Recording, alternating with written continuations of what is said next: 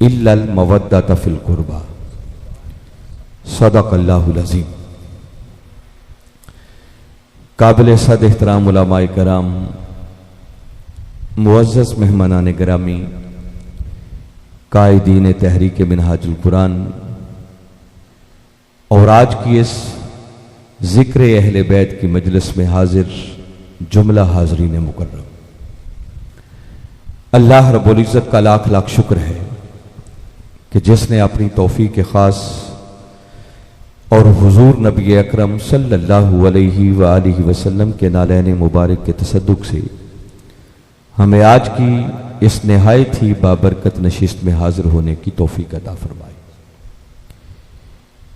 और जिस हुस्न नज़्म, जिस मोहब्बत और ज़ौक़ व शौक़ के साथ आप अहबाब ने ये 2 दिन की नशिस्तों का अहतमाम किया है, मैं इस पर इस मस्जिद की इंतज़ामिया के जुमला अराकीन को, अहालियान गुलगश्त को, तहरीक मिनहाजुल कुरान के जुमला ज़िम्मेदारान को, ओहदेदारान को, रुफ़ाका को और बिलखसूस मोहतरम मुमताज़ हुसैन साहब को, मोहतरम ग़ुलाम मुर्तज़ा साहब को, मोहतरम अब्दुल रशीद साहब, हमारे मोहतरम शबीर अहमद निज़ामी साहब को, इनके अलावा हर वो शख्स जिसने किसी भी हवाले से दामे दिरमे सुखने इन 2 रोज़ा नशिस्तों के अंदर अपना हिस्सा डाला है, बारी ताला आप सब की काविश को अपनी बारगाह में कबूल फरमाए और इस पर अजर अजीम अता फरमाए।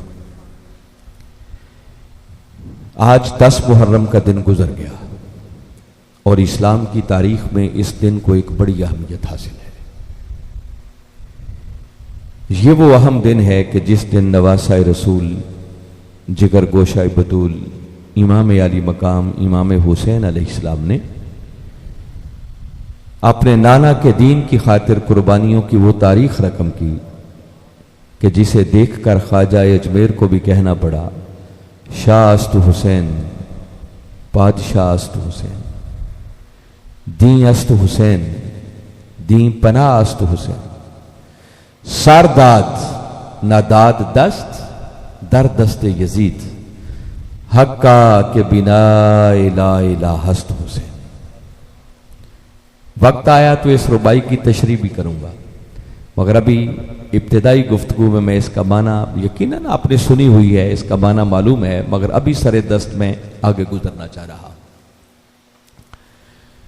हाज़रीन मुकर्रम, इमाम आली मकाम इमाम हुसैन अलैहिस्सलाम की शख्सियत पर करबला में होने वाली शहादतों पर गुफ्तगू करने के बहुत से रुख हैं, बहुत से पहलू हैं, बहुत से एस्पेक्ट्स हैं, और किसी एक नशिस्त के अंदर उन तमाम पहलुओं को इहाताए गुफ्तगू में लाना ये किसी सूरत भी मुमकिन नहीं है। जिक्र हुसैन की ये मजलिसें हमारी दरसगाह बननी चाहिए। क्या बननी चाहिए? ऐसी दरसगाह बननी चाहिए कि जहां आकर लोग अपने संवरने का कुछ सामान लेके जाएं। अगर हम एक रफली अंदाजा करें तो मेरा अपना अंदाजा है कि अगर सिर्फ मुल्क पाकिस्तान को देखा जाए तो शायद ये लाखों की तादाद में जिक्र हुसैन की मजालिस इन 10 दिनों में होती। क्या ख्याल है, होती होंगी या नहीं? और मेरा एक सादा सा सवाल है आपसे, जरा गौर से तवज्जो से ये मेरी बात सुननी है कि लाखों की तादाद में जिक्र हुसैन की मजलिसें हों, उन पर हम करोड़ों नहीं मुमकिन है अरबों रुपए खर्च हो जाते, और उन मजलिसों से हुसैनी एक भी पैदा ना हो, तो फिर मजलिसों का फायदा तो कोई ना हो। मैं दर्द दिल के साथ ये चंद बातें कह रहा हूं। आज सूरत हाल हमारी ये हो गई है कि हम हुसैन के नाम पर न्याज़ें खा लेते हैं, लंगर खा लेते हैं, सबीलें लगाकर पानी पी भी लेते हैं, पिला भी लेते हैं, मगर जो कुछ हुसैन ने इतनी बड़ी कुर्बानियों की तारीख रकम करके हमें सबक दिया है, उस सबक पर अमल करने के लिए तैयार कोई नहीं है। अमल करना तो बड़ी दूर की बात है, उसे सुनने के लिए भी तैयार कोई नहीं है।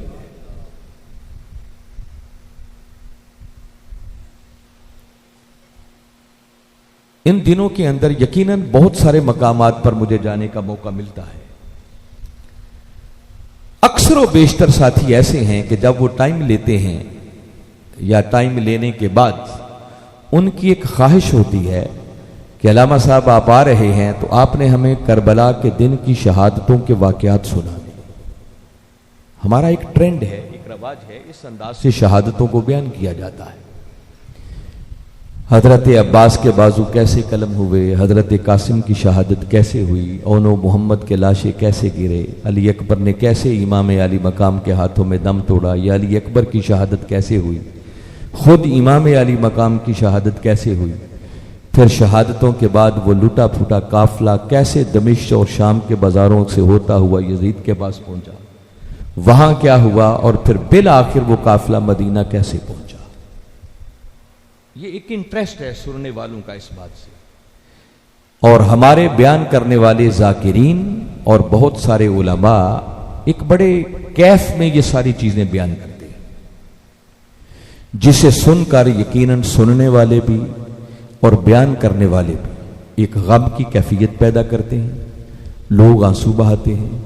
इमाम अली मकाम और होने वाली शहादतों के हवाले से एक मोहब्बत के जज्बात और गम की कैफियत दिलों में पैदा होती है। और मेरे ख्याल में अक्सर व बेशतर हमारी मजालिस में यही कुछ होता है। एक अकीदे की बात आपको बता दूं कि करबला में होने वाली शहादतों का जिक्र करना, सुनना, सुनकर गम का इजहार करना और उस पर आंसू बहाना, ये सब कुछ अल्लाह की बारगाह में बतौर इबादत कबूल होता है। इसमें किसी शक की कोई गुंजाइश। मुझे मालूम है एक तबका ऐसा भी है जो कहते हैं शहादत पर गम कैसा। कलिमा पढ़ने वालों का एक तबका ऐसा भी मौजूद, वो कहते हैं शहादत एक अजीम मनसब है, इस पर गम की क्या जरूरत है। ये मुहर्रम के दिनों में शादियां क्यों नहीं करते, क्या शरीयत ने मना किया है? ये एक सोच है। इसलिए ये बाय द वे बात आ गई तो मैंने कहा मैं ये भी जुमला मुतरज़ा के तौर पर एक बात कहता चलूं कि गमे हुसैन में रोना ये इबादत है। कोई पूछे कि क्यों? गमे हुसैन में रोना इबादत इसलिए है कि गमे हुसैन में रोना ये खुद सुन्नत मुस्तफ़ा है। कमली वाले आका सल्लल्लाहु अलैहि वसल्लम की सुन्नत है, और आका सल्लल्लाहु अलैहि वसल्लम की सुन्नत पर अमल करना ही हकीकत में इबादत कहलाता है। अभी ये शहादत हुई नहीं थी, हमारे आका सल्लल्लाहु अलैहि वसल्लम फकत इस शहादत का तसव्वुर करके आंसू बहा दिया करते थे। इमाम अली मकाम इमाम हुसैन अलैहिस्सलाम की अभी विलादत हुई है। हजरत उम्मे फज़ल रज़ियल्लाहु तआला अन्हा ने आपको अपने हाथों में उठाया हुआ है। मेरे आका सल्लल्लाहु अलैहि वसल्लम की जब तशरीफ आवरी हुई तो हजरत उम्मे फज़ल ने आपके नवासे को आपके हाथों में दिया, मुबारकबादी पेश की। मगर थोड़ी ही देर के बाद जब हजरत उम्मे फज़ल रज़ियल्लाहु तआला अन्हा ने पलट कर देखा तो मेरे आका की आंखों से आंसू जारी थे। अर्ज की आका ये आंसू कैसे? अल्लाह ने नवासा दिया है, खुशी का मौका है और मैं आपकी आंखों में आंसू देख रही। मेरे आका फरमाने लगे कि उम्मे फज़ल तुम्हें क्या खबर है?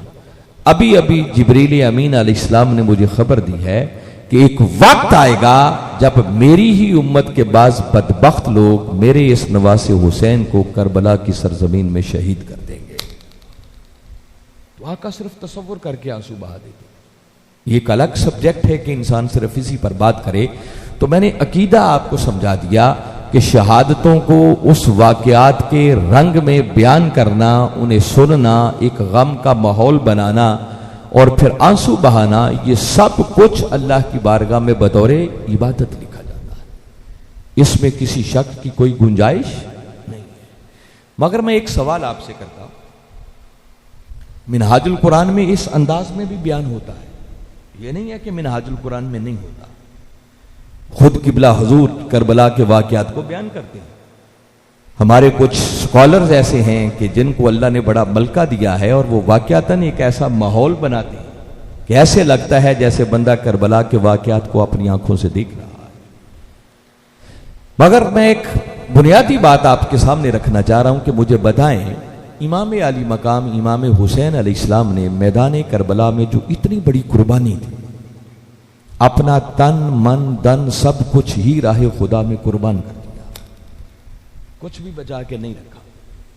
तो जरा सोच के बताएं कि क्या नवासा रसूल की इतनी बड़ी कुर्बानी देने का मकसद ये था कि जब साल के बाद पलटकर मुहर्रम के दिन आए तो मेरे नाना के उम्मती जमा हो जाए और जमा होकर फिर हमारी शहादतों की कहानियां सुने सुनाएं और बस रो दो के घर चले जाएं?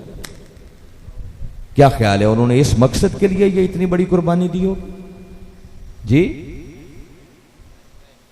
कोई शख्स भी ये कहने को तैयार नहीं है कि उन्होंने इस मकसद के लिए कुर्बानी दी थी। इमाम आली मकाम ने करबला के मैदान में इतनी बड़ी कुर्बानी देकर अपने नाना की उम्मत को जीने का गुर सिखाया है। दीन पर अमल कैसे करना है, दीन पर कड़ा वक्त आ जाए उसकी हिफाजत कैसे करनी है, जीने का और मरने का रंग सिखाया इमाम हुसैन। और अगर हमने उस मकसद शहादत हुसैन को सुना ही ना, समझा ही ना और समझकर अपनी जिंदगी को उसके मुताबिक बदलने की कोशिश ही ना की और सारी जिंदगी सिर्फ शहादत के वाकयात ही सुन के रो दो के चले गए, अल्लाह अजर दे देगा, अजर से महरूम नहीं रहेंगे। मगर इमाम आली मकाम की शहादत और उनकी याद का जलसा करने का हक अदा नहीं होगा, अधूरा रह जाएगा काम। ये ऐसे ही है जैसे देखिए अल्लाह रब्बुल इज्जत ने आसमानों से हमारे लिए एक ही किताब नाजिल की है जिसे कुरान कहते हैं,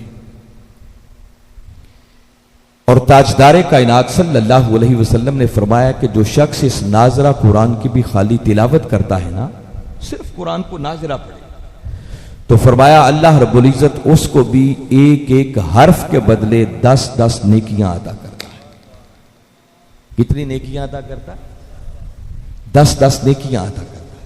अब यह आका का फरमान है जिसमें किसी शक की कोई गुंजाइश, मगर मुझे ठंडे दिल से सोचकर बताएं कि वो शख्स जो सारी जिंदगी सिर्फ तोते की तरह कुरान को रट के पढ़ता ही रहा और उसको समझ ही ना आई कि इस कुरान के अंदर लिखा क्या है,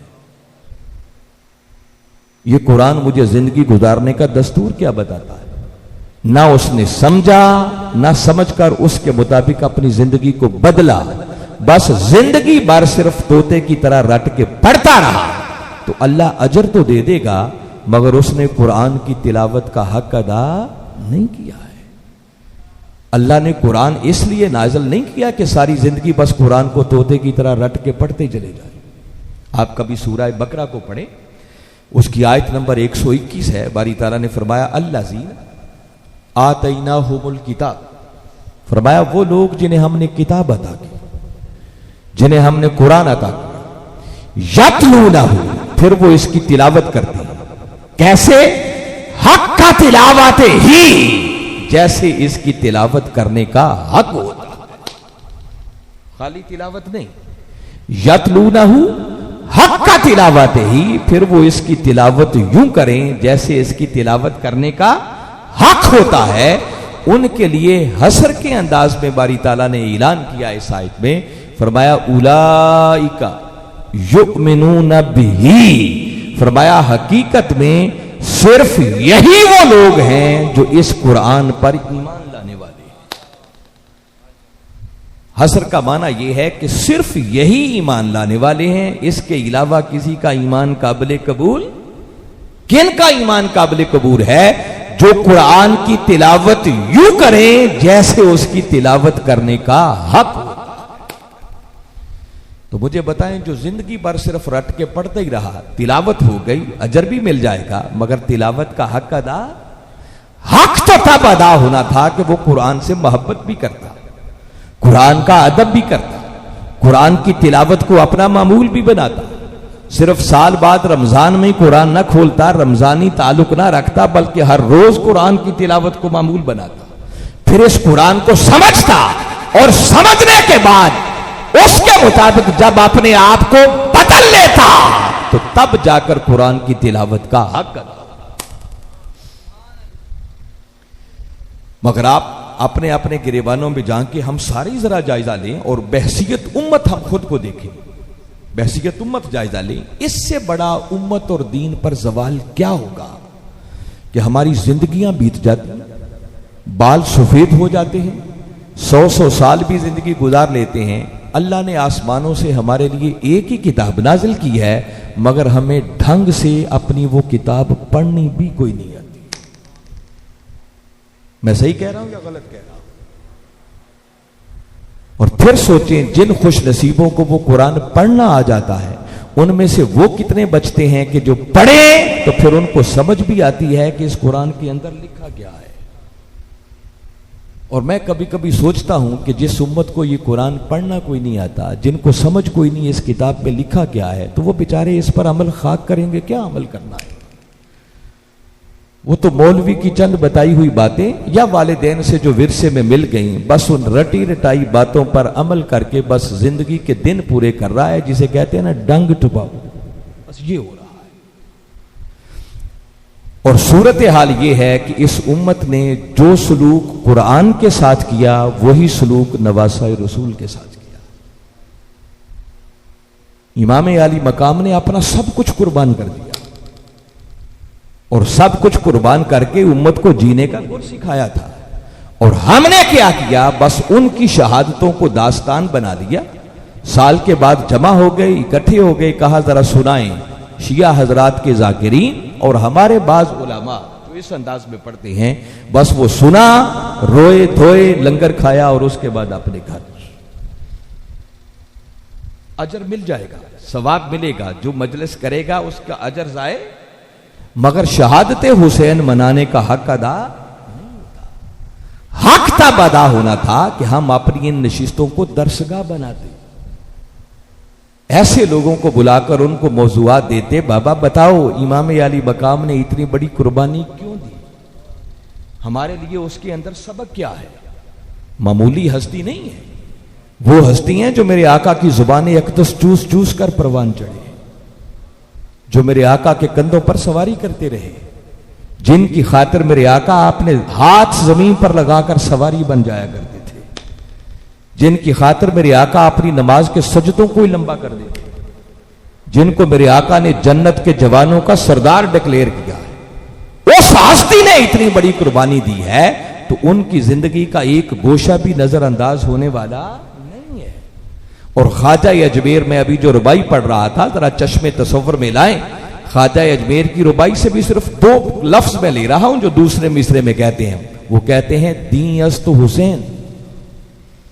वो कहते हैं लोगों, हुसैन ने अपने नाना के दीन की खातिर कुछ इस तरह से कुर्बानी दी है कि अब हुसैन सिर्फ एक शख्सियत का नाम नहीं है, बल्कि अब दीन हुसैन है और हुसैन दीन है। तो अगर हुसैन को समझा ही ना, समझकर हुसैन के नक्शे कदम पर चले ही ना और बस खाली रो धो के उठ के चले गए, तो अजर अल्लाह दे देगा, मगर इमाम अली मकाम की गुलामी का हक अदा नहीं हो सकता। हम हर वो काम 10 दिनों में कर लेते हैं जो हमारी तबीयत को बाता है, अगर नहीं करते तो वो नहीं करते जो हुसैन ने करके दिखाया है। वो इंशाल्लाह मैं कोशिश करूंगा कि मैं ये पैगाम आप लोगों को दूं।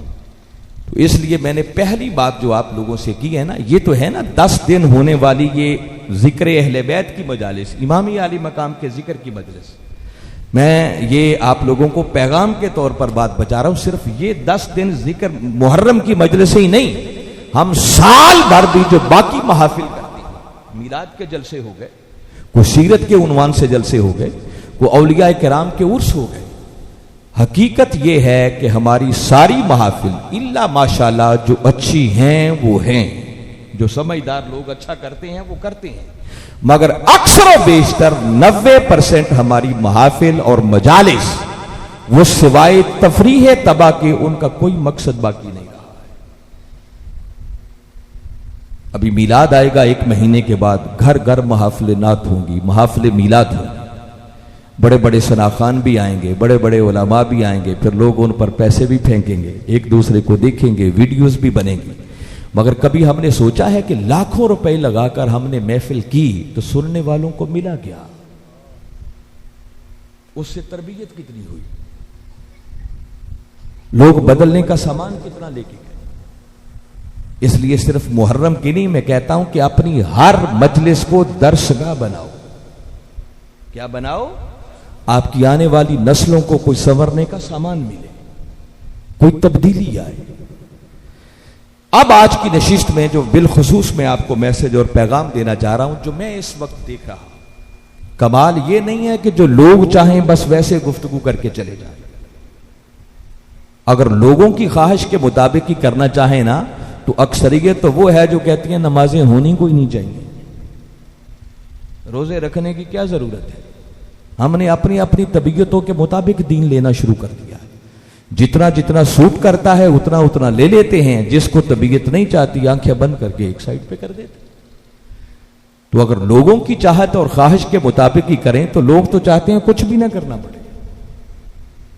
और अगर सूरत हाल ये रही तो वही कुछ होगा जो इस मुल्क और कौम के साथ हो रहा है। अगर हमने आंखें ना खोली, होश के नाखून ना लिए, खुद को दुनिया के साथ चलाया ना, तो खुदा ना करे कहीं ऐसा ना हो कि इससे भी बदतर हालात आ जाए। इसलिए मैं कह रहा हूं कि अपनी इन नशिस्तों को दर्सगाह बनाएं। अब मैं अपनी इंशाल्लाह मैं कोशिश करूंगा कि दो पहलुओं पर रोशनी डालूं। मुख्तसर वक्त के अंदर मुझे कोशिश करनी है और इंशाल्लाह जितना कि मैं मुनासिब समझूंगा करबला तक भी आपको लेके जाऊंगा और हम वहां से भी सीखेंगे कि वहां से क्या मिलता है। मगर पहला आलमिया बता रहा हूं इस वक्त सूरत हाल उम्मत की क्या है। उम्मत में से कलमा पढ़ने वालों का एक तबका इस वक्त वो मौजूद है कि बदकिस्मती से जिनके सीने अहले बैत की मोहब्बत से खाली नहीं है, बल्कि वो अहले बैत के बुग़्ज़ से भरे हुए हैं। मैं सही कह रहा हूं या गलत कह रहा हूं? ये बदकिस्मत। मुझे कमो बेश कोई 3.5 पौने 4 साल झंग में रहने का मौका मिला। बहुत सारे साथी जानते हैं मैं यहां खिदमत करता रहा हूं। हमारा एक इस्लामिक सेंटर होता था, मेरी ड्यूटी थी वहां, इसलिए जंग के हालात मेरे लिए कोई नई बात नहीं है, मैं सबको जानता हूं। जंग ऐसे ऐसे लोग भी मैंने देखे हैं कि 10 मुहर्रम के दिन भी जब वो जलसा करते हैं तो उनका उन्वान अजमत सहाबा होता है। सहाबा किराम की अजमत से इनकार नहीं है। हमारा ईमान और अकीदा तो ये है कि हमारे लिए वो जर्रे भी काबिल ताजीम हैं जो आका के नालैन से छू गए। आप एक शेर गुनगुनाते हैं ना कि सर पे रखने को जो मिल जाए नाले पाकी हुजूर, तो फिर कहेंगे कि हां ताजदार हम भी हैं। हमारे लिए तो आका के जोड़े भी हमारे सरों का ताज है।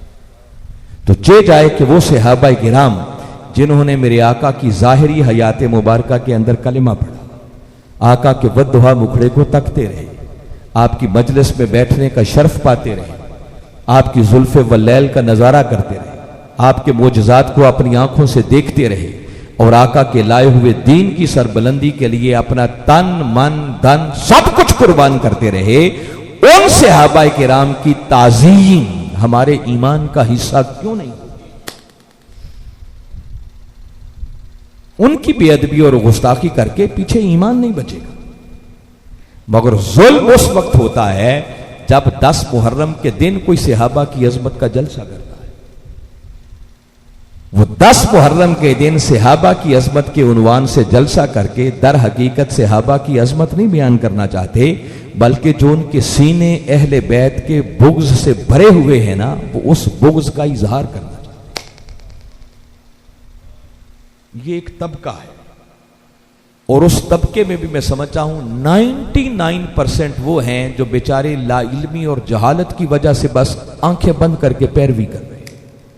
उनको ना अच्छी नशिस्त मिली, ना किसी ने उनको बताया, बस जो कुछ करता देखा, जहां फंस गए वो फंस गए। और एक उम्मत का दूसरा तबका कसीर तादाद में जो आज कसरत के साथ वो हैं जो इस जलसे में आए बैठे, जो हम लोग हैं, जो खुद को सुन्नी कहते हैं।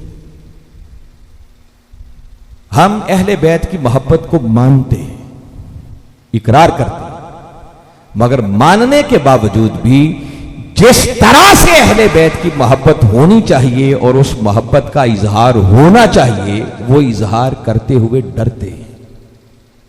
नहीं करते। कई ऐसे भी हैं कि उनकी महफिल के अंदर अगर कोई नाराए हैदरी लगा देना तो उनके कान खड़े हो जाते हैं कि कहीं कोई शिया तो नहीं आ गया। लोगों की खामखा में तबीयतें खराब हो जाती हैं। तो मैं बता रहा हूं कि हम अहले बैत का जिक्र जिस तरह होना चाहिए, जिस तरह उनकी अजमत की बात होनी चाहिए, जिस तरह कुरान और आका के फरामीन उनकी मोहब्बत का तकाजा करते हैं, उस तरह वो मोहब्बत हमारे सीनों में नजर नहीं आती। डरते हैं, डरते सिर्फ इसलिए है कि अगर अहले बैत की बात हमने ज्यादा खुल के कह दी तो कहीं लोग हमें शिया ना कहना शुरू कर दें। मैं सही कह रहा हूं या गलत कह रहा हूं? ये जो आपका खिता है ना, ये पूरा बेल्ट, शोरकोट का इलाका, तहसील अहमदपुर, सियाल, 18 हजारी, झंग, अकड़ियां वाला, सरगोदा तक चले जाए, ये हिस्सा और फिर कुछ बखर का इलाका, मैं दूर नहीं जाता। इस खिते पर अल्लाह का करम है। जितनी कसरत के साथ सुन्नियों के प्लेटफार्म से इस इलाके में अहले बैत की मजालिस होती हैं, कम इलाकों में होती हैं। वरना आप सिर्फ जंग से आगे टोबा टेक सिंह में जाएं, ऐसे ऐसे देहात और ऐसे इलाके मिल जाएंगे जिनको शायद पता भी नहीं है कि मुहर्रम के दिन आए हुए हैं। ये मैं आपको हकायक बता रहा। इतने लोग अहले बैत से दूर हो गए। तो लोगों ने यह समझ लिया, हम लोगों ने, कि अगर कोई ज्यादा अहले बैत की बात कर दी तो लोग हमें शिया ना कहना शुरू कर दें। हमने अहले बैत की मोहब्बत को शियों के खाते में डाल दिया। हालांकि अहले बैत की मोहब्बत तशय्यो नहीं है, अहले बैत की मोहब्बत शियत नहीं, बल्कि अहले बैत की मोहब्बत ये ईमान है। ईमान मिलता भी अहले बैत की मोहब्बत के सिले में है, और मिला हुआ ईमान वो बचता भी अहले बैत की मोहब्बत के सदके से। जो सीना अहले बैत की मोहब्बत से खाली है ना, उस सीने में ना ईमान आ सकता है, ना इस्लाम आ सकता है, ना कुरान आ सकता है।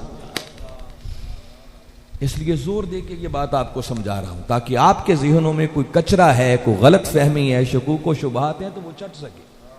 और शरह सदर के साथ जैसे अहले बैत से मोहब्बत होनी चाहिए। आप कहेंगे दलील, मैंने इतनी बड़ी बात कर, दलील यह है कि जो कलेमात मैंने उन्वाने गुफ्तगू के तौर पर पढ़े, मुमकिन है आपने हजारों मरतबा इस आयत पर गुफ्तगू सुनी। यह आयत अक्सर पढ़ी जाती है, मगर आज एक मरतबा फिर पहले सारे सबक बुलाकर फिर मेरी बातें सुननी है। मैं अल्लाह और उसके रसूल सल्लल्लाहु अलैहि वसल्लम की बारगाह से तवक्को रखता हूं कि इंशाअल्लाह कुछ लेके जाएंगे, कुछ देके नहीं जाएंगे। सुनिएगा बड़ा शरे सदर के साथ, खुल के जो आपको मैसेज और पैगाम देना चाहता हूं। बारी ताला ने इस आयत करीमा में फरमाया, कुल, ऐ मेरे महबूब, जरा आप अपनी मीठी मीठी जुबान से ऐलान कर दो। क्या ऐलान कर दो? ला अस्अलुकुम अलैहि अजरा, कि लोगों मैंने जो कुछ तुम्हें दिया है ना, उस पर तुमसे किसी अजर का सवाल नहीं करता। पहले रुक कर आपको ये बता दूं, ये जो फरमाया ना, ला अस्अलुकुम अलैहि, उस पर तुमसे कोई अजर नहीं मांगता। किस पर? अब कुरान ने यहां सराहत इसकी नहीं कि बस ही ज़मीर है, उस पर तुमसे कोई नहीं मांगता। मुफस्सिरीन ने आगे लिखा है कि किस पर अजर नहीं मांगता, इससे मुराद है जो आका ने तबलीग रिसालत का फरीजा अंजाम दिया, इतनी मेहनत की, तकलीफें उठाई, उनके रास्ते में मसाइब आए, कभी हिजरत करना पड़ी, कभी पत्थर खाए, कभी दंदान मुबारक शहीद हुए, कभी रुखसार मुबारक जख्मी हुए, कितनी की जंगें। फरमाया ये जो कुछ मैंने किया, अल्लाह का पैगाम तुम तक पहुंचाया, जिसके नतीजे में तुम्हें ईमान मिला, इस्लाम मिला, कुरान मिला। फरमाया ये जो कुछ मैंने तुम्हें दिया है, बारी ताला फरमा रहे हैं, महबूब आप ऐलान कर दो कि इस पर तुमसे कोई अजर का सवाल नहीं करता। इल्लल मवद्दत फिल कुर्बा, हां अगर कोई तकाजा है तो सिर्फ एक कि मेरी कराबत से मवद्दत रखना। क्या करना? मेरी कराबत से। अब मैं सुन्नियों को मुखातब करके बात समझा रहा हूं। जब ये आयत करीमा उतरी और पहली मर्तबा मेरे आका सल्लल्लाहु अलैहि वसल्लम ने सहाबा किराम के सामने ये आयत तिलावत की, तो मौके पर ही कुछ सहाबाई किराम ने अर्ज की कि आका चलते चलते साथ ये भी जरा वजाहत करते जाएं, फरमाते चले जाएं। अब वो अल्फाज सुने सहाबाई किराम, वो अरबी लोग थे। जब उन्होंने आयत सुनी ना तो उनको समझ आ गया कुरान की आयत हमसे तकाजा क्या करती, इससे हुक्म क्या आखज हो रहा है। बस ये वजाहत चाहिए थी कि ये जो कहा है कि कराबत की मवद्दत, तो वो कराबत वाले कौन है, ये वजाहत चाहिए थी। अब सहाबाई किराम का जुमला सुने, अर्ज करने लगे, या रसूल अल्लाह सल्लल्लाहु अलैहि वसल्लम मन कराबतु का हाउलाई अल्लाजीना वजबत अलैना मवद्दता। अर्ज की कि आका जरा फरमाएं कि वो आपकी कराबत है कौन जिनकी मवद्दत, जिनकी मोहब्बत इस आयत करीमा के जरिए अल्लाह ने हमारे ऊपर वाजिब करार दी। ये मैं लफ्ज बता रहा हूं जो सहाबाई किराम ने इस्तेमाल किया। क्या कहा? वाजबत, अल्लाह ने जिनकी मोहब्बत हमारे ऊपर वाजिब। अब ये वाजिब का लफ्ज कहां से सहाबा ने निकाला? वो मैंने कहा कि वो अरबी लोग थे। कुरान की आयत सुनकर उन्हें समझ आ रही थी कि कुरान हुक्म क्या दे रहा है। जो आयत का अंदाज है, जो आयत के तेवर हैं, जिस अंदाज से आयत नाजिल हो रही है, वो आयत का खदो खाल बता रहा है कि जिनकी मोहब्बत का कुरान तकाजा कर रहा है, ये मोहब्बत कोई मुस्तहब अमल नहीं है, बल्कि अल्लाह ने जिस अंदाज में हुक्म दिया है उनकी मोहब्बत हमारे ऊपर वाजिब है। फिर मेरे आका ने उनका सवाल सुना। मेरे आका ने नहीं फरमाया कि ये तुमने वजूब कहां से निकाला, और मेरे आका का इस पर कोई तबसरा न करना, खामोशी इख्तियार करना, इसका मतलब तायीद हो गई कि सहाबा जो कह रहे थे दुरुस्त कह रहे थे, कोई मुगालता नहीं था। बस मुगालता ये था, वजाहत ये चाहते थे कि आका जरा ये फरमा दें वो कराबत है कौन, उसकी वजाहत चाहिए। मेरे आका ने सुनकर फरमाया कि मेरे गुलामों, वो मेरी कराबत जिनकी मवद्दत अल्लाह ने तुम्हारे ऊपर वाजिब कर दी है ना, उनसे मुराद अली, फातिमा, हसन और हुसैन अलैहि। आका ने चार हस्तियों का नाम ले दिया, अलीयुन व फातिमा व इब्नहु। फरमाया वो कराबत जिनकी मवद्दत का तकाजा कुरान कर रहा है, उनसे मुराद ये चार हस्तियां हैं, अली है, फातिमा है, हसन और हुसैन अलैहि। अब दोबारा इस आयत को सुनो। बारी ताला फरमा रहे हैं, कुल महबूब जरा अपनी मीठी मीठी जुबान से ऐलान कर दो कि लोगों मैंने जो कुछ तुम्हें दिया। और अब मैं एक और एंगल से इसकी वजाहत कर रहा हूं। ये जो फरमाया ना, जो कुछ तुम्हें दिया अलैहि, उस पर। अब अगर कोई सोचना चाहे कि रसूल क्या कुछ देता है, तो याद रखें ये गिनती में आने वाला नहीं है जी, गिनती में आने वाला। तो अगर मैं सादा जुमले में बताना चाहूं कि रसूल क्या कुछ देता है, तो जवाब यह है कि रसूल सब कुछ ही देता है। जब से कायनात बनी है तब से लेकर आज तक, आज से लेकर क़यामत तक, और फिर क़यामत के बाद भी जिसको जो कुछ मिला, जो मिल रहा है और जो मिलेगा, वो मिलता ही मुस्तफा के कदमों का सदका है।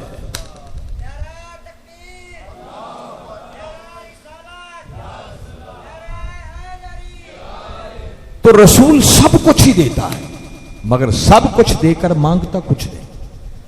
फरमाया महबूब ऐलान कर दो, मैंने जो कुछ तुम्हें दिया है, मैं बस मोटी चीजें बता रहा हूं जिससे बड़ी शायद कोई और नेमत हो। फरमाया ये जो मेरी इस तबलीग रिसालत के नतीजे में तुम्हें ईमान मिला, तुम्हें इस्लाम मिला, तुम्हें कुरान मिला, बाकी जो कुछ मिला, फरमाया इस पर किसी अजर का सवाल नहीं करना। तो फिर क्या? फरमाया हां, अगर मेरी वफाओं का सिला देना चाहते हो, मेरी गुलामी का हक अदा करना चाहते हो, तो तकाजा सिर्फ एक है कि फिर अली, फातिमा, हसन और हुसैन से मोहब्बत करना।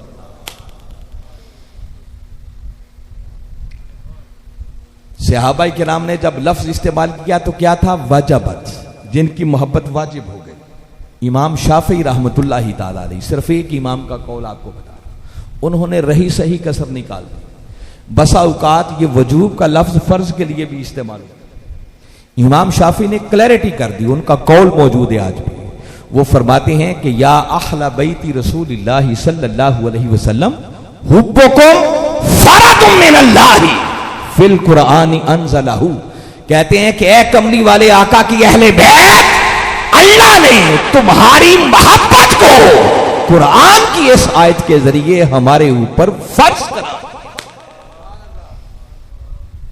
क्या करार दिया है? फर्ज करार दिया।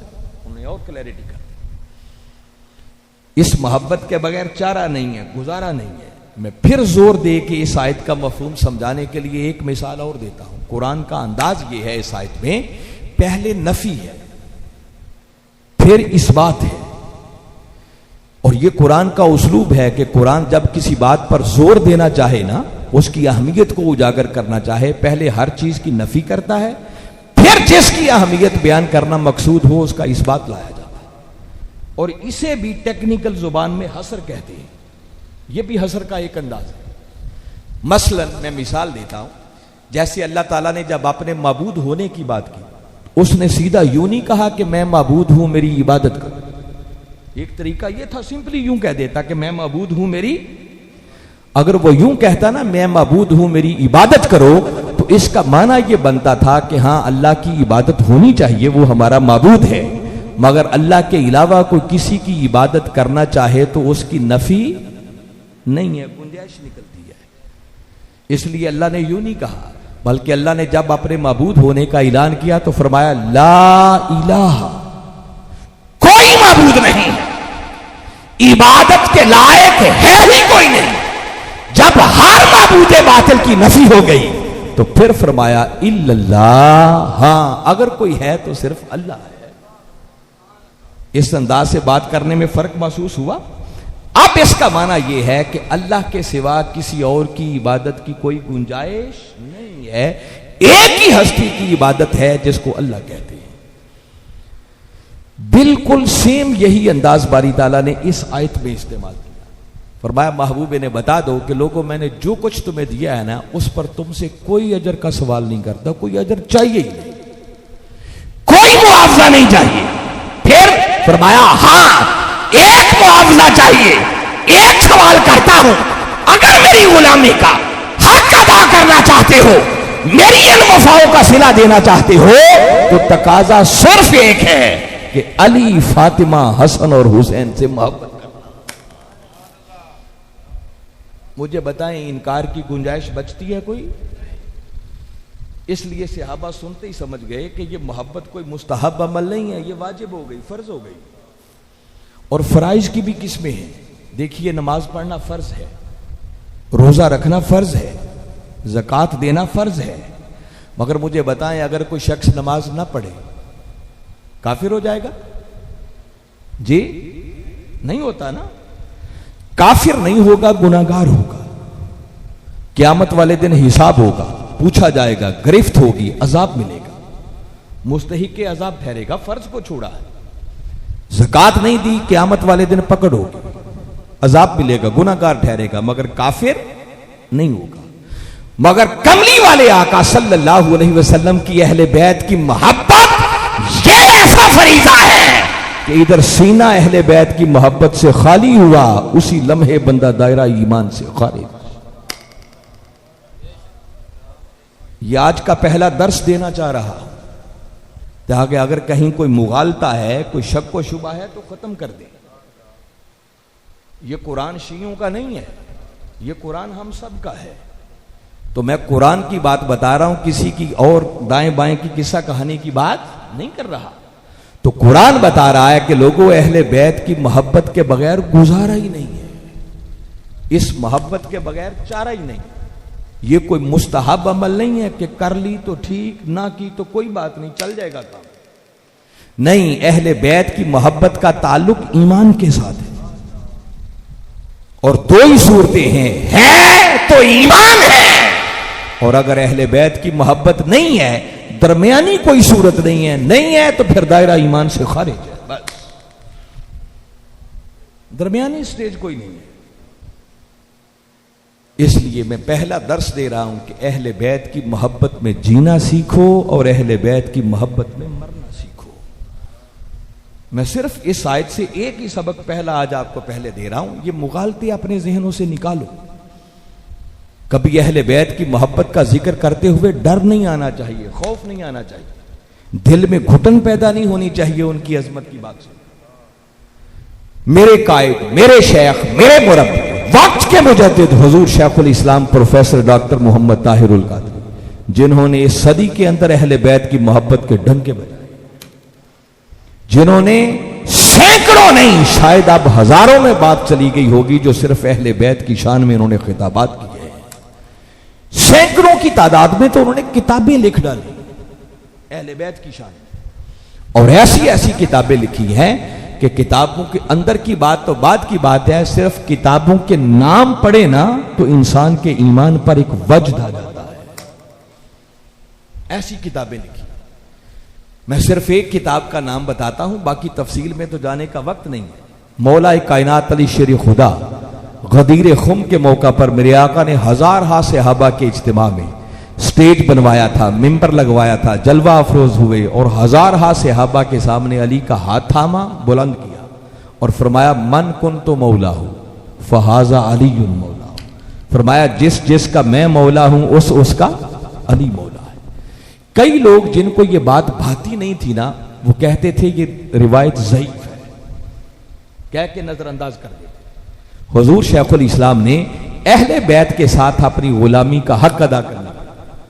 आपकी उम्र मुबारक जब 50 बरस, कितनी निसफ सेंचुरी जब मुकम्मल हो गई, तो सोचा इस उम्र का कोई शुक्राना अदा करना चाहिए। तो फरमाया इससे बड़ा शुक्राना क्या है कि मौला कायनात की शान में जिस रिवायत को लोग ज़ईफ कहते हैं इसकी तखरीज की जाए, लोगों के मुगालतों को दूर किया जाए। आपने तखरीज शुरू की, पहली मर्तबा 51 तुरक से इस हदीस की तखरीज कर डाली।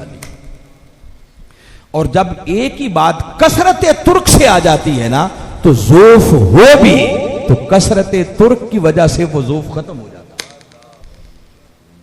और अब उसके बाद मजीद आपने काम किया, आप तो सैकड़ों से भी ऊपर उनकी तखरीज के मुख्तलिफ तुर्क बन गए, और आपने उन सारी अहादीस को जमा करके एक किताब बनाई। और उस किताब का जो आपने नाम रखा है वो नाम बताना चाह रहे, उस किताब का नाम रखा अस्सैफुल जली अला मुनकिरे विलायते अली। को पल्ले पड़ी बात? नहीं पड़ी, चूंकि अरबी में नाम है ना, मैं आसान करता हूं। सैफ कहते हैं तलवार को, क्या कहते हैं? और जली का माना होता है चमकती हुई। फरमाया अस्सैफुल जली, फरमाया मेरी ये किताब एक चमकती हुई तलवार है, अला मुनकिरे विलायते अली, उस बदबख्त की गर्दन पर जो अली की विलायत का मुनकिर है।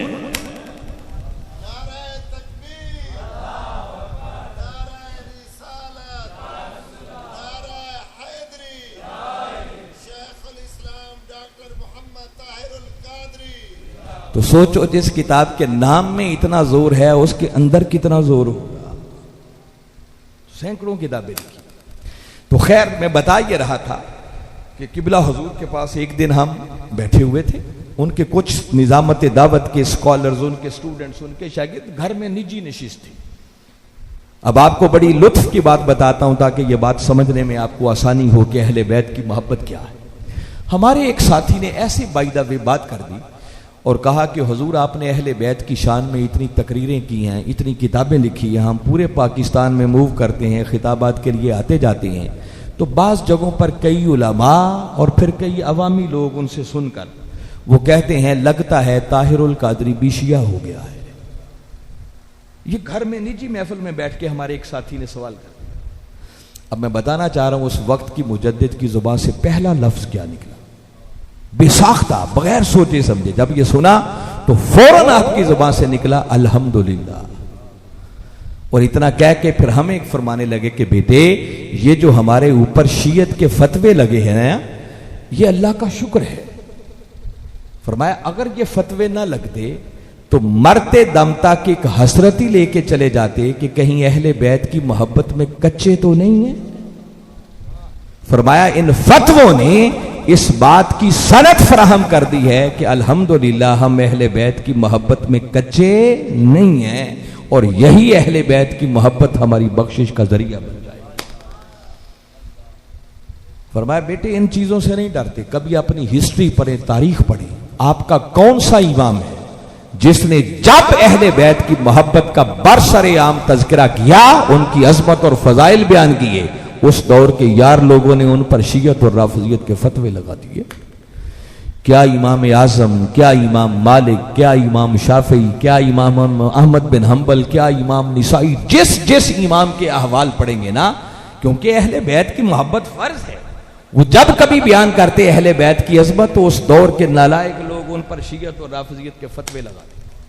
और इमाम शाफी रहमतुल्लाहि ताला अलैहि का तो कौल मौजूद है, जब आपके नोटिस में बात आई कि उन्होंने अहले बैत की शान में किताब तरतीब दी है और लोगों ने राफजी कहना शुरू कर दिया है, तो मिंबर पर जलवा अफरोज होकर फरमाने लगे कि लोगों सुनो, अगर अहले बैत की मोहब्बत का नाम राफजियत है तो फिर मुझसे बड़ा राफजी और कोई नहीं। ये थोड़ा समझा के तो हमें फरमाने लगे, बेटे मैं आपको एक नसीहत कर रहा हूं। फरमाया अगर किसी ऐसी मजलिस में चले जाओ जिसमें अहले बैत की अजमत की बात हो रही, उनके फजाइल की बात हो रही हो, और अहले बैत की अजमत की बात सुनकर अगर दिल घुटन महसूस करे, तंगी महसूस करे कि ये बढ़ाता ही चला जा रहा है, उनकी शानें बयान करता चला जा रहा है, फरमाया अगर दिल की कैफियत ये हो तो बेटे समझ जाना ईमान में खराबी है, अपने ईमान की खैर मांगना। फरमाया ईमान सलामत तब है कि अहले बैत की अजमत की बात आए, सुनकर दिल खुशी से बाग बाग हो जाए। मोहब्बत इस कैफियत का नाम है। आपने कभी अपने बड़ों को पढ़ा नहीं, अपने अकाबरीन को देखा नहीं, वो अहले बैत से कैसी मोहब्बत करती थी। ये मैं पहला सबक है जो आज की नशिस्त का आपको देना चाह रहा हूं, जो इस वक्त का अलमिया है कि लोग अहले बैत की मोहब्बत से दूर हो रहे हैं, उनको सिर्फ शिया लोगों के खाते में डालते चले जा रहे हैं, डरते हैं जिक्र करते कि कहीं हमें भी कोई शिया ना कहना शुरू करे। मैं आपको बता रहा हूं, आप अपने बड़ों को पढ़े, आका के फरामीन से तो किताबें भरी पड़ी है ना, मैं उस तफसील में नहीं जाता, सिर्फ आपको वो चीजें बता रहा हूं कि आपके अपने अकाबरीन के अहवाल क्या है। आप अक्सर एक दुआया रुबाई है जो अपनी नमाजों के बाद दुआओं में लोग पढ़ते हैं, आप कहते हैं इलाही बहक़ बनी फातिमा। जरा सुनते जाएं इस दुआ में आप क्या कहते हैं कि बरकौले ईमा कुनी खातिमा, अगर दावत अमरत कुनी वर कबूल, मनो दस्त दामाने आले रसूल। ये पढ़ते हैं ना, याद रखें ये दुआया रुबाई किसी शिया ने नहीं लिखी, ये सादी शिराजी रहमतुल्लाहि ताला अलैहि ने लिखी है, जो सुन्नी भी थे और हनफी भी थे। आप अक्सर ये नात गुनगुनाते हैं कि तेरी नस्ले पाक में है बच्चा बच्चा नूर का, तू है ऐने नूर, तेरा सब घराना नूर का। मालूम है ये किसने कहा है? ये किसी शिया ने नहीं कहा। आला हजरत मुजद्दिद दीनो मिल्लत इमाम अहमद रजा खान बरेलवी रहमतुल्लाहि ताला अलैहि, उन्होंने खराज तहसीन आका की आल को पेश किया। आप अक्सर एक शेर पढ़ते हैं, कत्ले हुसैन असल में मर्गे यजीद है, इस्लाम जिंदा होता है हर करबला के बाद। ये किसी शिया ने नहीं कहा, ये मौलाना मोहम्मद अली जौहर का शेर है, जो कि सुन्नी भी थे और हनफी भी थे। सुन्नियत के अलंबरदार, हनफियत के अलंबरदार हकीम अल उम्मत अल्लामा इकबाल से पूछो अहले बैत की मोहब्बत क्या है। कुछ शेर तो रूटीन के हैं ना जो आप उनके सुनते रहते हैं, दिलों को मरकजो मेहरो वफा कर, हरी में किबरिया से आशना कर, जिन्हें नाने जमी बख्शी है तूने, उन्हें बाजुए हैदर भी अदा कर। फिर एक शेर मारूफ है, अल्लाह अल्लाह बाए बिस्मिल्लाह पिदर, मानाए जिब्हे अजीम आमद पिसर। मैं इसकी भी वजाहत में नहीं जाता, वक्त चाहिए, क्या शान बयान किया उन्होंने। आज आपको अगली बात बताता हूं कि इकबाल अहले बैत की मोहब्बत में कैसे फना नजर आती। सिर्फ 4 मिसरे सुना रहा हूं। इकबाल कहता है, रिश्ता आईने हक जंजीरे पास्त। चूंकि फारसी हमें आती नहीं है ना, इसलिए हम इकबाल को पढ़ते ही नहीं। आज आपको समझाता हूं, आपके मन में उतारता हूं इकबाल क्या कहता है। क्या कहता है? रिश्ताए आईने हक जंजीरे पास्त, पासे फरमाने जनाबे मुस्तफास्त, वरना गिरदे तुरबतश गर्दीद में, सजदहा बरखा के ऊ पाशीद में। अब सुने इकबाल क्या कहता है, बड़ी तवज्जो से सुने, आपको समझाए बगैर नहीं भेजूंगा। इकबाल कहता है, रिश्ताए आईने हक, आईने हक का माना है दीने इस्लाम, उसको आईने हक कहा। फरमाया ये जो मैंने कलेमा पढ़ लिया, दीने इस्लाम को कबूल कर लिया, इस्लाम से मेरा रिश्ता जुड़ गया। इकबाल कहता है कि इस्लाम के साथ मेरा ये रिश्ता, ये दीन को कबूल कर लेना, जंजीर पास्त, ये मेरे पांव की जंजीर बन गया है। दीने इस्लाम का रिश्ता, दीन को कबूल कर लेना, ये मेरे पांव की जंजीर बन गया है।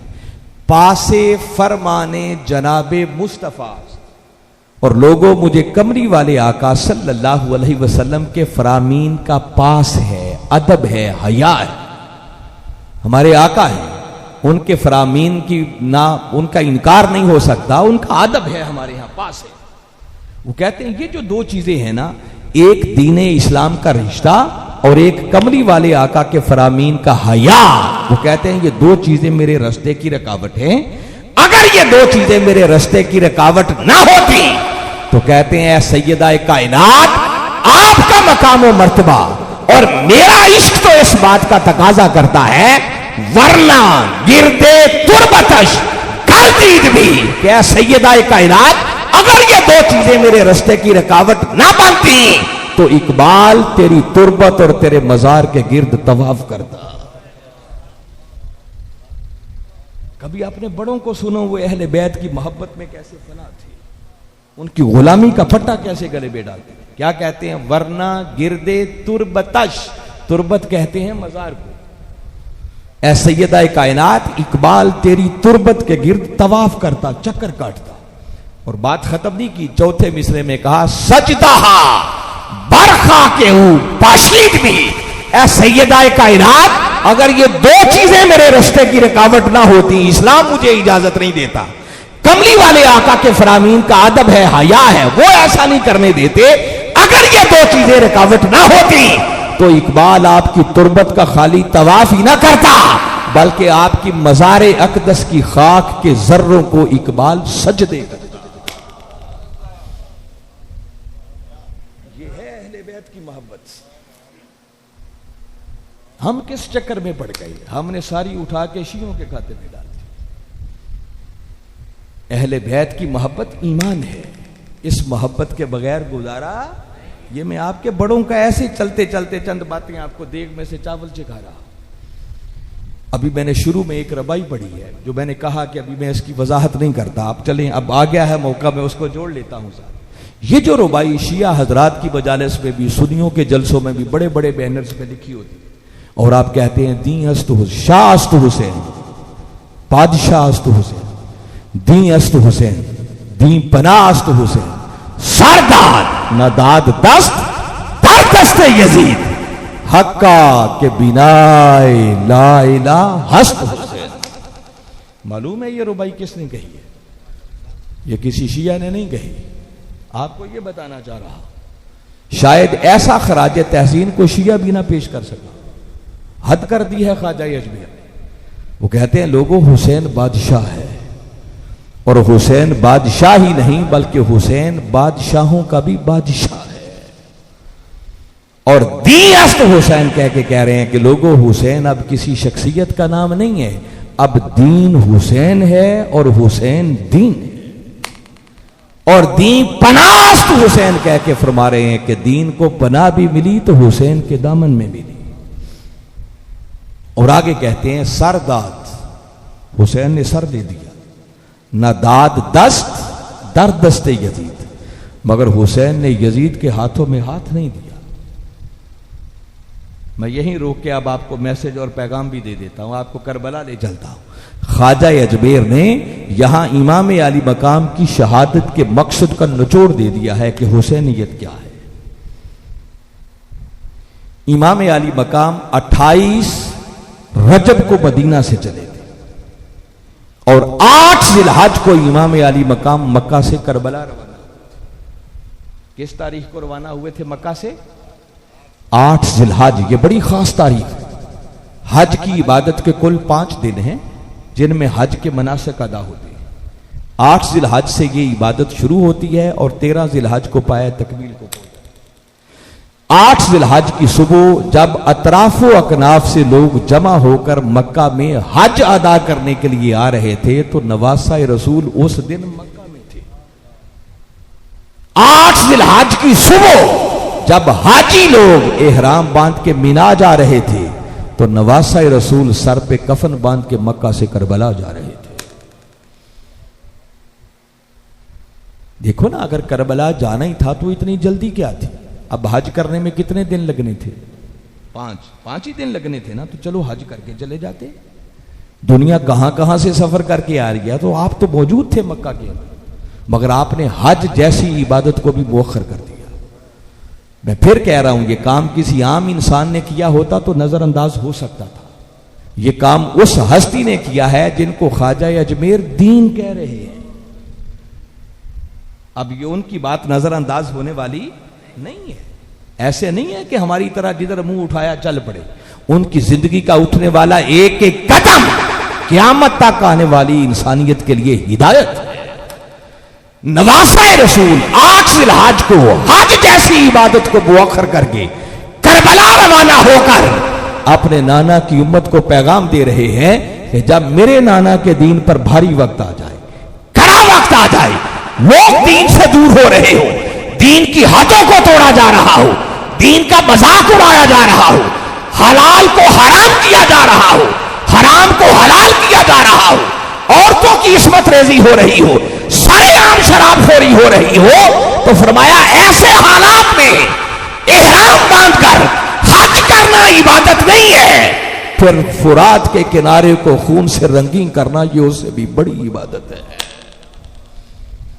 फिर मेरे नाना के दीन की हिफाजत की खातिर अगर 18 साला अली अकबर भी देना पड़े तो ये घाटे का सौदा नहीं, ये मुनाफे का सौदा है। जरा सोचो, हुसैन के इस पैगाम पर हम में से कितने हैं जो अमल करते हैं? हुसैन तो कह रहे हैं कि जब कड़ा वक्त आ जाए तो सब कुछ भी देना पड़े तो देने से दरेग ना करना, और हम वो हैं बचाना तो क्या, हमसे हुसैन के बचाए हुए दीन पर अमल भी नहीं होता। और फिर कहते हैं हमसे बड़ा हुसैनी कोई नहीं है। जरा हमें अपने अपने गिरेबानों में झांक कर सोचना होगा, हमारा हुसैन से ताल्लुक क्या है, रिश्ता क्या बनता है हमारा, किस मुंह से हुसैनी होने की बातें करते हैं। हुसैन 2 मुहर्रम को मैदान करबला में पहुंचे, 7 मुहर्रम को पानी बंद हो। और मैं फिर कहना चाह रहा हूं, यजीदियों की क्या मजाल जो हुसैन का पानी बंद कर सके? कोई कर सकता था? कुरान कहता है कि सुलेमान अलैहिस्सलाम का एक उम्मती था आसिफ बिन बरखिया। सुलेमान अलैहिस्सलाम के हुक्म पर पलक झपकने से पहले वो 900 मील दूर चला भी गया था और तख्त उठाकर ले भी आया था। ये कौन था? वो सुलेमान अलैहिस्सलाम का उम्मती जिनके पास सुलेमान अलैहिस्सलाम पर उतरने वाले सहीफे के इल्म में से थोड़ा सा इल्म था। इल्म मिनल किताब कहा है, तफसीलात में जाने का वक्त नहीं है। और खुदा की कसम, आसिफ बिन बरखिया जैसे अगर करोड़ों भी जमा हो जाए ना तो हुसैन के पांव से उठने वाली गर्द का मुकाबला भी नहीं कर सकते। वो सुलेमान अलैहिस्सलाम का उम्मती था जिनके पास थोड़ा सा इल्म था, और हुसैन इमामुल अंबिया का खाली उम्मती नहीं, उनका नवासा था जो उनकी जुबान चूस चूस कर परवान चढ़ा था। सुलेमान अलैहिस्सलाम पर उतरने वाले करोड़ों सहीफे जमा हो जाएं तो कुरान का मुकाबला नहीं कर सकते।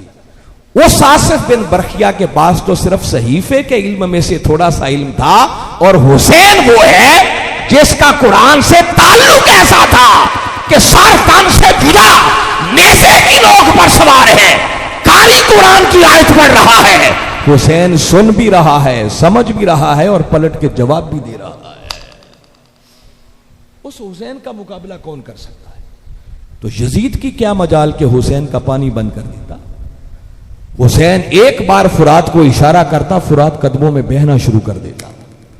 हुसैन आसमानों की तरफ तकता, मूसलाधार बारिशें शुरू हो जाती। हुसैन करबला की जमीन पर एक पांव मारता, वहां पानी के करोड़ों चश्मे जारी कर सकता। अगर इस्माईल अलैहिस्सलाम की एड़ियां रगड़ने से चश्मा जारी हो सकता है तो बाबा ये तो ज़िब्ह अजीम है, वो तो खाली ज़िबा थे। हुसैन मजबूर नहीं था, याद रखें।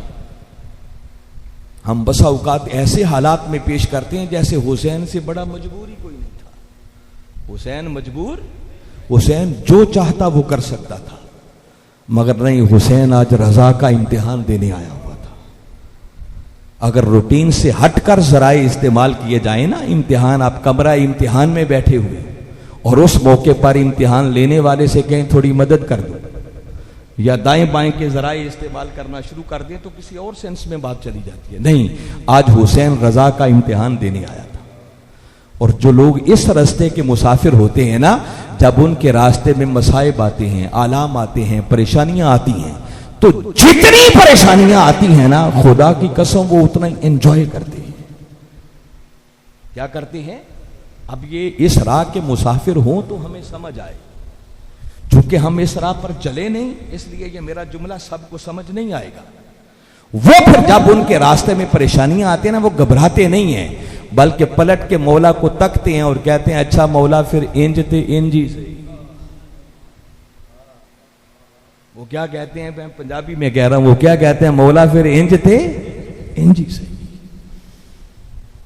इब्राहिम अलैहिस्सलाम ने, देखे ना, अल्लाह ने कुर्बानी मांगी, बेटे को लटा लिया, गर्दन पे छुरी चला दी, तो क्या इब्राहिम मजबूर था?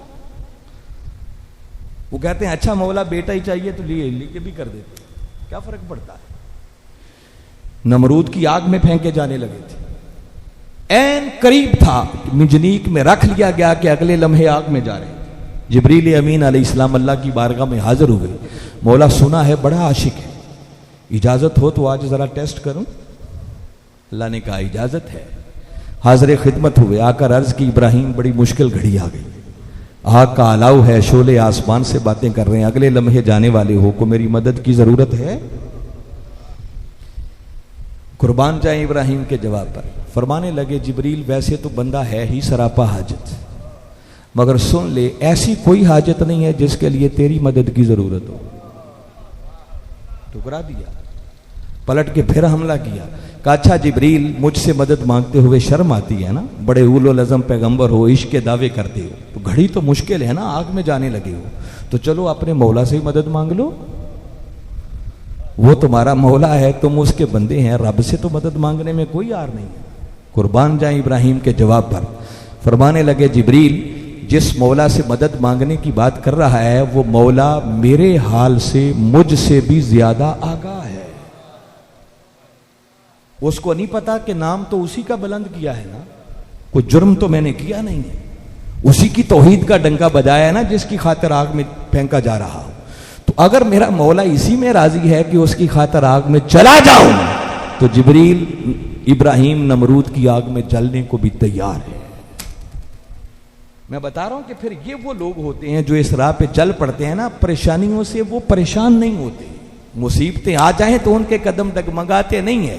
वो आग का अलाव महीना भर तैयार होता रहा था, लकड़ियां जमा होती रही थी। इब्राहिम को पता था, बता चुके थे ना कि इब्राहिम को जलाना है। वो जैसे जैसे लकड़ियां जमा करते, प्लानिंग करते, यूं किया जाएगा, इब्राहिम देख देख के, सुन सुन के मुस्कुराते। किसी ने पूछा, इब्राहिम आग में तुम फेंके जाओगे, तुम मुस्कुराते हो? फरमाया, जानता हूं इम्तिहान जितना बड़ा होना, उसके बाद कर्म भी उतना ही बड़ा होता है, घबराना क्या है इसमें। तो मैं ये बता रहा हूं कि हुसैन मजबूर नहीं था। अगर हुसैन इतना ही मजबूर था तो बात तो थोड़ी सी थी ना, खाली बैत ही करनी थी, हर चीज बचने को तैयार थी, मगर नहीं, हुसैन आज रजा का इम्तिहान देने आया हुआ था। मैं जब इस चीज को देखता हूं ना, लोग कहते हैं 7 मुहर्रम को पानी बंद हुआ, तो मैं कभी कभी इस पे गौर करता हूं कि करबला की जंग ये यजीद और हुसैन की जंग नहीं थी, तो जंग किसकी थी? दर हकीकत ये जंग खुदा और यजीद की थी। किसकी थी? हुसैन ने यजीद का क्या बिगाड़ा था जो हुसैन से जंग? खुदा और यजीद की जंग थी। तो कोई पूछे हुसैन कौन था? हुसैन तो बस करबला की अदालत में खुदा का नुमाइंदा बन के वकालत कर रहा था, केस लड़ रहा था। 2 मुहर्रम से लेकर 7 मुहर्रम तक देखिए ना, जब वकील ने कमरा या अदालत में केस लड़ना हो ना, तो वो गवाहियां तैयार करता है, शहादतें तैयार करता है, उनकी तरतीब लगाता है कि मैंने पहले कौन सी गवाही पेश करनी है, दूसरी कौन सी गवाही पेश करनी है, तीसरी दलील कौन से देनी है, चौथी दलील कौन से देनी है। हुसैन 2 मुहर्रम से लेकर 7 मुहर्रम तक उन शहादतों की तरतीब देता रहा। केस लड़ना था ना करबला की अदालत में, और 7 मुहर्रम से लेकर 10 मुहर्रम की सुबह तक हुसैन अपने केस की तैयारी में इस कदर मसरूफ हुआ कि हुसैन खुद खाना पीना भी भूल गया। यजीद की क्या मजाल जो पानी बंद कर देता, नहीं, हुसैन ने तवज्जो हटा दी, यूं कहें उसको। और फिर कुर्बान जाएं, 10 मुहर्रम के दिन थे, फिर हुसैन ने केस लड़ने वाली हद कर दी। एक एक करके गवाहियां पेश कर रहे हैं, शहादतें पेश कर रहे हैं। कभी हजरत अब्बास को पेश कर रहे हैं, कभी हजरत कासिम को पेश कर रहे हैं, कभी 6 माह का अली असगर उनको पेश किया जा रहा है, कभी ओनो मोहम्मद की शहादत हो रही है, कभी 18 साल अली अकबर को पेश कर रहे हैं। हत्ता के हुसैन ने करबला की अदालत में जंग जीतने के लिए खुद अपनी जान की शहादत देने से भी गुरेज नहीं किया, वो भी कुर्बानी पेश कर दी। और मैं अगली बात कर रहा हूं, याद रखें, करबला के अंदर ये जितनी कुर्बानियां, जितनी शहादतें दी थी, किसी एक मौका पर भी हुसैन की जुबान पर शिकवा नहीं था, हुसैन के माथे पर शिकन नहीं था, जबीन पर कोई बल नहीं था। अगर ऐसे लोग भी शिकवा का ना हो जाएं तो फिर मजा क्या रहा। देखो, ये जो इम्तिहानात होते हैं ना, ये बारी ताला ने ऐलान किया हुआ है, वो तो बड़ी ऊंची हस्ती थी, और हस्ती जितनी ऊंची हो इम्तिहान भी उतना ही बड़ा होता है। छोटे लोगों से, जो उस काबिल ही ना हो, उसे बड़ा इम्तिहान लेके क्या हो, जो छोटा इम्तिहान नहीं दे सकता बड़ा उससे क्या ले। मगर अल्लाह का उसूल है, वो कहता है वला नबलुवन्नकुम बिशैइ मिनल खौफ वल जू व नक्स मिनल अमवाल वल अनफुस वस्समरात। ताकीदें हैं, फरमाया ये हो नहीं सकता कि तुम ईमान का दावा भी करो और फिर तुम्हें आजमाऊं ना, जांचू ना, परखू ना। कैसे? कभी खौफ के जरिए, कभी भूख के जरिए, कभी मालों का नुकसान करके, कभी जानों का नुकसान करके, कभी समारात का नुकसान करके। तो ये तो आम बंदों की आजमाइशें हैं जो कुरान बता रहा है। ये गलत हो सकता है, अल्लाह का कुरान है। तो हुसैन की भी एक आजमाइश थी। तो अगर आजमाइश में बंदे के माथे पर बल आना हो जाए, शुरू हो जाए, शिकवे आने शुरू हो जाए, तो फिर वो इम्तिहान तो कोई ना रहा।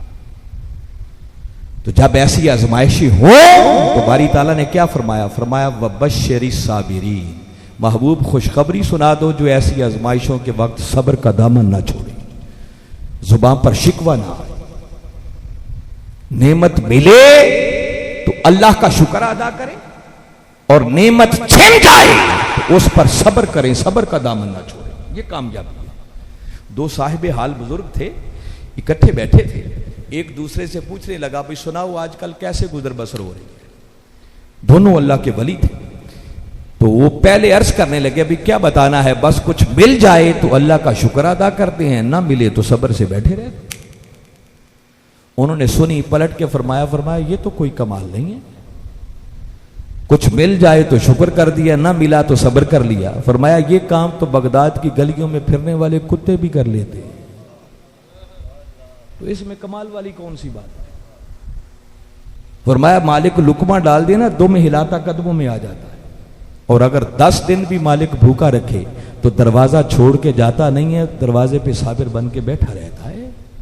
फरमाया अगर इतना ही किया तो कौन सा तीर मार। उन्होंने पूछा सुनाओ तुम्हारा क्या हाल है। फरमाया हमारा हाल यह है कि न मिले तो शुक्र अदा करते हैं, और मिल जाए तो दूसरों में बांट दिया करते हैं। खाली सब्र नहीं, वो सब्र से आगे चले जाते हैं। जब सब कुछ छिन रहा हो तो फिर भी सब्र तो छोटी बात है, वो उस हाल में भी मौला का शुक्र अदा करते हैं कि मौला तो जिस हाल में राजी रखे, शिकवा कैसा। तो मैं जुमला कह रहा हूं, याद रखें, जितना कहूंगा उसका मैं खुद जिम्मेदार। नवासा रसूल के माथे पर कोई बल नहीं था, पेशानी पे कोई शिकन नहीं था, जुबान पर कोई शिकवा नहीं था, बल्कि मैदान करबला का रेगजार बता रहा है, अरे जुबान पर शिकवा होना तो बड़ी दूर की बात है, हुसैन ने सब कुछ राहे खुदा में कुर्बान करके भी आखिरी लम्हात में शुक्राने के तौर पर सर सजदे में रखा हुआ। जो शिकवा गुनाह हो फिर वो सजदे नहीं किया करता। मैं बताया सब्र पीछे रह जाता है, फिर वो शाकिर बन जाती है, हर हाल में मौला की रजा पर राजी रहती है। और मैं कभी कभी सोचता हूं कि हमें तो एयर कंडीशन मसाजिद के अंदर 5 वक्त की नमाज पढ़ने की फुर्सत नहीं है, मगर जरा चश्मे तसव्वुर में लाएं, हुसैन सब कुछ ही राह खुदा में देता जा रहा है। हजरत अब्बास के कटते हुए बाजू देखे, हजरत कासिम की शहादत आंखों से देखी, औनो मोहम्मद की शहादत के मनाजर देखे। अली असगर ने उनके हाथों में दम तोड़ा। 18 साल अली अकबर का लाशा हुसैन खुद उठा के लाया। और मैं सोचता हूं कि जब सब कुछ देकर हुसैन ने करबला के तपते हुए रेगजार पर सर सजदे में रखा होगा, और सर सजदे में रख कर कहा होगा सुबहाना रब्बी यल आला, उसकी रबूबियत भी झूम उठी होगी, वजद में आ गई होगी। हम में से कितने हैं जो हुसैन से मोहब्बत करने वाले हैं, जो ये समझें और पढ़ें और गौर करें जिंदगी में कि हुसैन तो वो है जिसने तीरों, तलवारों और नेजों के साए में आखिरी सजदा भी कज़ा नहीं होने दिया। और हम कैसे हुसैन के मुहिब हैं कि जिन्हें 5 वक्त की नमाज की भी फुर्सत कोई नहीं। क्या सीखा हुसैन से हमने? हुसैन तो वो जिसने कटे हुए सर के साथ नेजे की नोक पर सवार होकर भी कुरान का जवाब दिया। और हम वो हैं कि जिंदगी बीत जाए हमें ढंग से पढ़ना भी कोई नहीं आता, फिर कहें हमसे बड़ा हुसैनी कोई नहीं। ये कैसी हुसैनियत है? ख्वाजा अजमेर ने जो तीसरा मिसरा कहा ना, जहां से हमारी बात पलट गई थी, वो निचोड़ दिया है। हुसैनियत क्या है, हुसैन कौन है?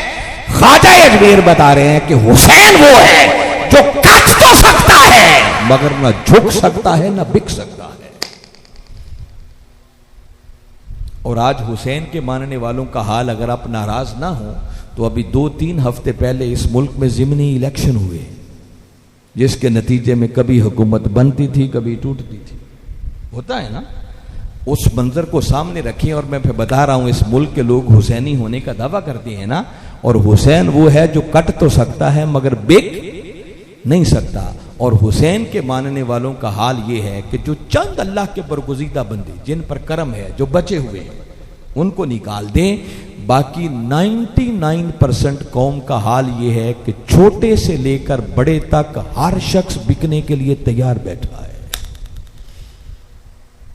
इंतजार में है कि मेरी बोली कब लगती है, मेरी ऑफर कब आती है, कितने में मेरी आवाज लगती है। मैं सही कह रहा हूं या गलत कह रहा हूं? इस कौम को अब भेड़ बकरियों के रेवड़ों की तरह खरीदा जाता है, और दावा हम हुसैनी होने का करते हैं। बस सारी रात उनकी शहादतों के वाकयात सुने, रोए धोए और घर चले गए। बाकी करबला हुसैन जाने और हुसैन का खुदा जाने। हुसैनियों का हाल यह है कि आप अपनी कौम के हालात का जायजा ले लेना। मैंने बताया छोटे से लेकर बड़े तक, कोई हजारों में बिकता है, कोई लाखों में बिकता है, कोई करोड़ों में बिकता है और कोई अरबों में बिकता है, मगर बिक हर कोई रहा है। कोई गांव की नालियों के नाम पे बिक जाता है, कोई इलाके की सड़कों के नाम पे बिक जाता है, कोई बेटे की नौकरी के नाम पे बिक जाता है, कोई 2-2 हज़ार रुपया लेके बिक जाता है, कोई 500 रुपए पे बिक जाता है। और जिस बेचारे का कहीं बस नहीं चलता, ऐसे लोग भी देखे हैं, वो पोलिंग वाले दिन पेप्सी की बोतल पे भी बिक जाते हैं। ये हंसने की बात नहीं है, रोने की बात है। ये है हुसैनियों की सूरत हाल। सारी जिंदगी बस नस्लें रोते धोते ही सारी गुजर जाएंगी, या कोई हुसैनी बनकर भी किसी मजलिस से पैदा होगा? हुसैन तो वो है जिसने वक्त के यजीद को ललकारा था। तो कोई है जो आज हुसैनी बनकर अपने वक्त के यजीद को ललकारे, उसके सामने डटकर खड़ा हो जाए? इतनी हजारों लाखों हम मजालिस करें और हुसैनी एक भी पैदा ना हो, तो क्या करना है इन मजालिस को? हुसैन के नक्शे कदम पर चलने का वक्त कब आएगा बाबा? ये सोचने की बात है। मेरी बातों को घर जाके ठंडे दिल से सोचना है। ये नहीं कहना कि अल्लामा साहब बातें बड़ी खरी खरी कर गए थे। क्या करते हैं, कोई बात अच्छी कर दे ना, वक्ती तौर पर सुभान अल्लाह का नारा लगाया, अप्रिशिएट कर दिया, बात खत्म। मैं इसलिए नहीं कह रहा कि बाद में जाके इस पे यूं तबसरे करें, नहीं, मैं इसलिए कह रहा हूं कि कभी इसको खलवत में बैठ के ठंडे दिल से सोचना कि मालूम नहीं है कब आखिरी वक्त आ जाए, हुसैन की राह पर चलने का वक्त कब आएगा। जिंदगी में कोई लम्हा, कोई मोड़ तो ऐसा आना चाहिए कि बुराई की तरफ उठते हुए कदम रुक जाएं और नेकी की तरफ बढ़ना शुरू हो जाएं। करबला सिर्फ वही नहीं है जो इराक में थी, कुल्लु अर्दिन करबला, पूरी की पूरी जमीन करबला है। जो बंदा जहां है वहीं करबला में है। अगर अल्लाह और उसके रसूल के अहकामात की तामील कर रहा है, मान रहा है, तो समझो हुसैनियत की राह पर चल रहा है। और अगर यहां गोल कश्त में रहकर वो अल्लाह और उसके रसूल की अहकामात की नाफरमानी कर रहा है, तो हुसैन की राह पर नहीं, वो यजीद की राह पर चल रहा है। वो यजीद नाफरमानी करता था। तो मैं तो दर्द दिल से कह रहा हूं कि बाबा बदलने की जरूरत है। खाली तकरीर पसंद ना बनो, खाली अपने जौक और मजे के लिए कि वक्ती तौर पर थोड़ा हंस मिल जाए, इस मकसद के लिए मजलिसें ना सजाया करो। इस मकसद के लिए मजलिस को अरेंज करो कि इस मजलिस से हमारी नस्लों को सबक क्या मिल रहा है, हमारी जिंदगी में संवरने का सामान कितना हो रहा है। जिस दिन इस कौम ने हुसैन के इस पैगाम को समझ लिया कि हुसैन वो है जो कट तो सकता है मगर बिक नहीं सकता, जिस दिन से इस कौम ने बिकना छोड़ दिया, उस दिन से इस मुल्क और कौम के बुरे दिन खत्म हो जाएंगे। और अगर कोई पूछे कि कोई फिर हुसैनी है भी, तो भाई हजारों होंगे, मालूम नहीं है कौन कहां कौन सा हुसैनी किरदार अदा कर रहा, हजारों होंगे, लाखों होंगे। मगर मैं तो आपको एक ऐसा बता रहा हूं जिनको आंखों से देखा और कानों से सुना, उस हुसैनी मर्दे कलंदर को आज के दौर में लोग डॉक्टर मोहम्मद ताहिरुल कादरी के नाम से याद करते हैं। ताहिरुल कादरी उस मर्दे कलंदर का नाम है जो कट तो सकता है मगर बिक नहीं सकता, झुक नहीं सकता।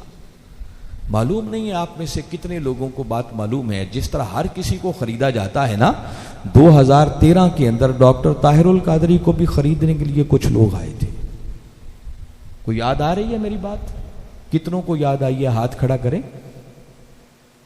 चलो दर्जनों तो हैं जिनको याद है, क्योंकि लोग कई छोटे बच्चे होंगे, अभी पता नहीं होगा, 8 साल बीत गए इस बात को, कई वैसे सोशल मीडिया से टच नहीं है। खरीदने के लिए आए थे जब हम धरने पे जा रहे थे, और डॉक्टर ताहिरुल कादरी ने जो उनका हश्र किया था ना, उनकी नस्लें भी याद रखेंगी कि खरीदा कैसे जाता है। वो इन लोगों से पूछ लेना जो इधर बैठे हुए हैं। डॉक्टर ताहिरुल कादरी तो बड़ी हस्ती का नाम है ना। मॉडल टाउन में जो 14 बेगुनाह शहीद हुए थे ना, उनके वरासा को खरीदने के लिए कातिलों ने करोड़ों रुपए की ऑफर्स की थी। कुर्बान जाऊं ताहिरुल कादरी के जियालों पर और कारकुनों पर, उन्होंने करोड़ों रुपए की ऑफर्स। गरीब लोग थे, मुतवस्सित तबके के, आप जैसे मिनहाजुल कुरान के यहां रहते हैं ऐसे ही हर जगह हैं लोग। अमीरों की जरूरत नहीं है इनके खिलाफ, गरीबों की जरूरत है। गरीब लोग थे, ले लेते कि जाने वाला तो चला गया, पिछली नस्लें तो संवर जाएंगी, मगर कुर्बान जाए उनकी इस्तेकामत पर, हुसैनी बनकर हुसैन की राह पर चलने की, कि करोड़ों रुपए की ऑफर्स को जूते की नोक पर ठुकरा दिया। जिस डॉक्टर ताहिरुल कादरी के कारकुन को कोई नहीं खरीद सकता, उस ताहिरुल कादरी को खरीदने की जरूरत कौन कर सकता है? डॉक्टर ताहिरुल कादरी अपने जियालों के साथ हुसैन के नक्शे कदम पर चलते हुए आका के दीन की सरबुलंदी के लिए मैदान अमल में है। मत समझो कि वो इस वक्त खामोशी से कनाडा में बाहर बैठा हुआ है, नहीं, उसने अपनी आंखें भी खुली रखी हुई हैं, अपने कान भी खुले रखे हुए हैं। वो अभी बोल नहीं रहा, और बसा औकात ना बोलना, खामोशी, ये चीखों से भी बढ़कर करबला बपा कर देती। वो सारे हालात से टच है।